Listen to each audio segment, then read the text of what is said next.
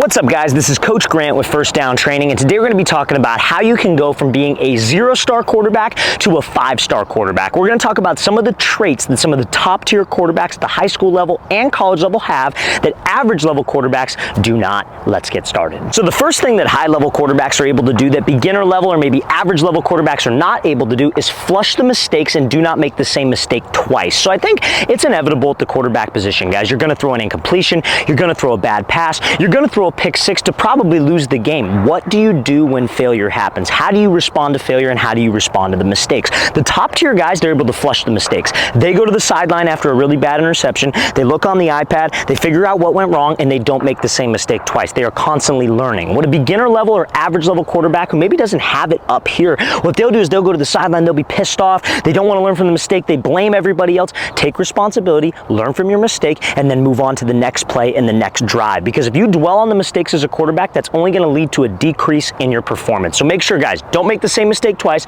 learn from your mistakes, and you can keep elevating your game. Now, fellas, before we get into the rest of this video, if you were a quarterback or even a wide receiver watching this and you would like to train with myself and my staff of coaches, we are going to be traveling out to 9 more cities across the entire U.S. for 2-day-long QB and wide receiver training camps this year, fellas. So if you go to that very first link in the description below, that's where you can sign up. Next up on our camp tour, we'll be coming out to Seattle, Washington. Then we'll be heading out to Chicago, Illinois, Newark, New Jersey, Birmingham, Alabama, Houston, Texas, Boston, Massachusetts, Columbus, Ohio, Boise, Idaho, and finishing off our camp tour in Los Angeles, California. So guys, go to that very first link in the description below if you want some more information, if you want to sign up. Guys, we only have about 6 to 8 spots remaining in each one of these camps except Seattle. Seattle is completely full and completely sold out. Now, the reason why all of our camps sell out so fast, you guys, is just simply because we limit spots. We would love to have everybody from our YouTube channel there, but unfortunately, nobody would get proper coaching that they need. We give individual attention to each athlete, so make sure you take advantage of the fact that we have available spots, but guys, it will probably fill up before the end of March. So go to that very first link in the description below. We'd love to have you there. Let's get back to this video. Now, the second thing that I feel all high-level quarterbacks have that kind of average or beginner or even intermediate quarterbacks don't have is a leadership quality of being a thermostat leader, not a thermometer leader. So I think especially if you're like, you look at all the 5-star quarterbacks, right, that are in high school, they generally probably started on varsity as like a sophomore, right, or definitely a junior. So they had 2 years of time where they weren't the top dog in the locker room. They weren't the senior where everybody looks to them. They were an underclassman, but you still have to be able to lead an offense in that specific role. And how are you going to respond when you have a group full of seniors or a group full of juniors that are maybe not getting the job done, maybe not working hard in the gym, maybe not working hard on the field? How are you going to do that? How are you going to handle that as a quarterback? Are you just going to be that guy that lets it slide and kind of try to fit in with everybody and just take care of yourself but not worry about everybody else? Guys, we're only as good as our team as a quarterback. So what you want to be is a thermostat leader, and that's what all top tier guys are. They show up, whether they're an underclassman, an upperclassman, they show up and they lead by example. They work hard in the field, they work hard in the classroom, they work hard in the gym, and they try to elevate everybody on that team because they understand that it's a team effort and football is the ultimate team sport. So don't be that guy that just tries to fit in. If you're just trying to fit in and take care of yourself, you're not a top tier level quarterback. All the top tier guys are able to show up regardless of their age and lead a group of dudes by leading by example. And again, if your leadership style is to get on people and be in their face, do that, because everybody's a little bit different. You never want to fake it. If you're not like a vocal leader, you don't have to be a vocal leader. Show up and lead by example.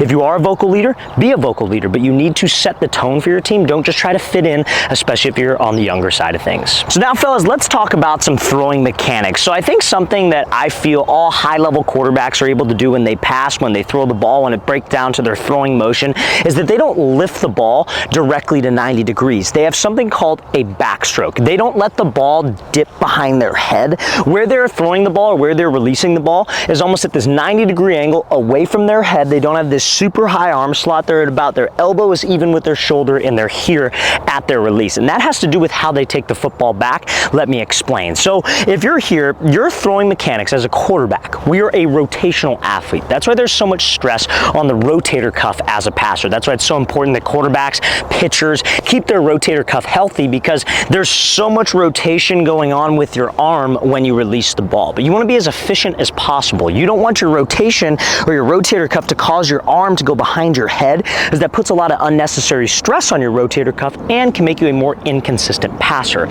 So your rotator cuff works in 2 parts, and it has to do with when your front foot gets down in your throwing motion, because our throwing sequence, every single passer, every rotational athlete has something called the kinetic sequence, which which is just pretty much a chain of events in which things happen for you to rotate. So as a quarterback, the way things go is your front foot gets down, then your hips rotate through, and then the arm trails behind. But when your front foot gets down, your arm needs to be in a specific spot to allow your hips to bring you to that 90-degree angle. So a lot of older school quarterback coaches and a lot of QBs who've been taught incorrectly are taught on the foot strike, lift directly to 90. But remember, we talked about our rotator cuff working in two parts. There's two movements to it.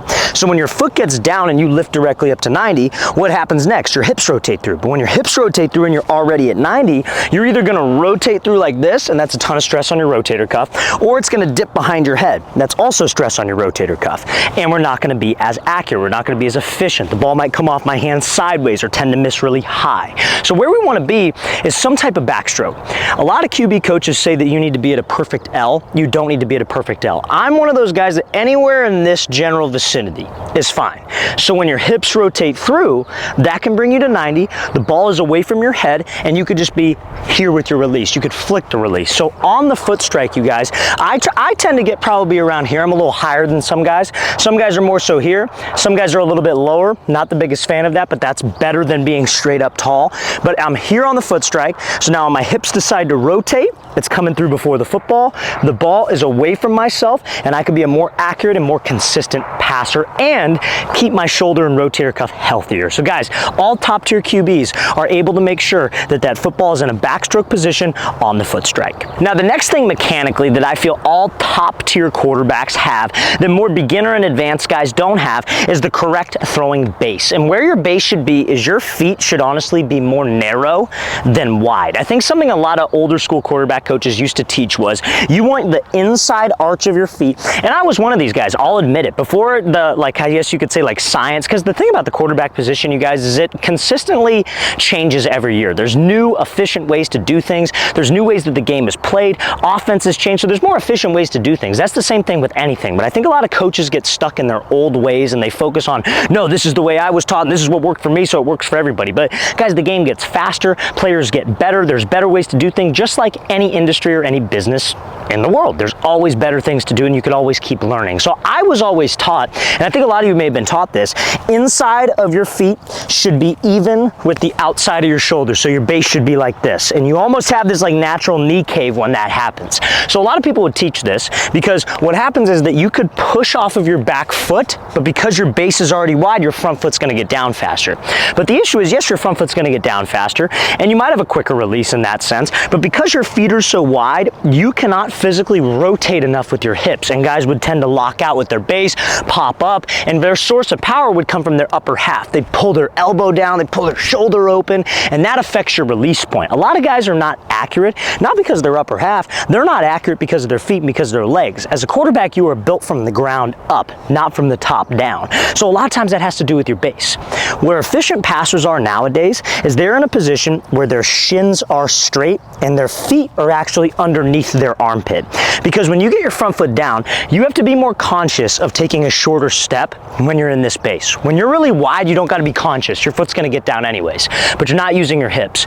If you're not rotating here, you got to get the ball there somehow. So a lot of quarterbacks, and again, like we mentioned earlier, we're rotational athletes. So we're going to rotate to get the ball there. But if you don't rotate at your hips, you're going to rotate up at your shoulders. And so pulling down makes your release go high. Pulling open makes your release go wide. When we throw, we want my hand to be by my face like I'm eating a sandwich, and I want my shoulders and my hips to be parallel to the target. So if I'm really wide and I try to do that, the ball's not going to go anywhere. I have to use my hips to have an efficient upper half in my throw. So we want our shins to be straight, feet underneath my armpit, your weight should be loaded on this back leg, and you got to be conscious of taking a short stride. But when the short stride gets down, watch what happens. I can rotate here, my shoulders don't need to do any work, and my release can be more inside my frame.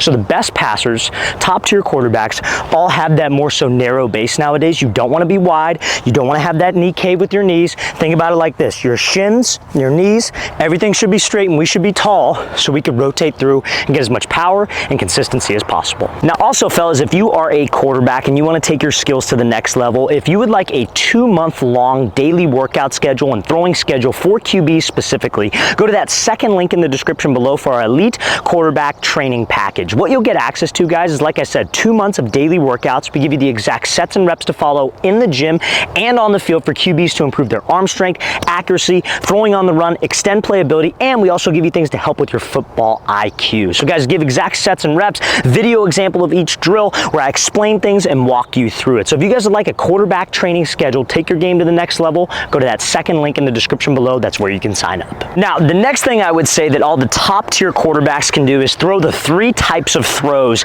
that are required to play the quarterback position. I think a lot of like beginner middle tier guys have the arm strength, they have the velocity, but they can only throw the ball at one speed or at one pace, if you will. So like, let's say I'm throwing like a corner route. A corner route's a perfect example. So let's say I'm throwing like a 10-yard corner and there's 2 high safeties, right? And let's say it's like cover 2s. Corners sit in the flats, that corner route's open. But when I throw that corner route, I gotta throw that thing with some velocity. I gotta drive it to keep him away from the safety. Now let's say it's man coverage, right? And let's say that receiver makes a move, he breaks on the corner. When he's running his corner, there's a DB trailing right behind him. If I can only put that thing on a line, all that DB has to do is turn his head and make a play. So a lot of times guys, what they'll do then, they can only throw one pace, is they try to go higher with their throw and arc their shoulders, but they'll throw a bullet and then they overthrow the wide receiver. Same thing on a fade ball. You need to have touch, you guys. So the 3 types of throws, we got a 1 ball, which is a bullet. A 2 ball is like you're trying to drop it in the trash can. 3 ball is like a deep ball where you're trying to drive. So the 1 ball, everybody knows how to throw. The 2 ball, what do? Mechanically, it's the same. If I'm trying to throw this touch corner, I stay back, I take my step with my front foot. Remember, think about the throwing sequence we discussed earlier. I take a step with my front foot, I go back to my backstroke, my hips are bringing this through, but the hip rotation needs to slow down slightly because that's going to slow down your arm and allow you to throw with some touch. You don't want to overdo it though. You don't want to do this and be nice and slow with it. It's just you want to slow down the hips.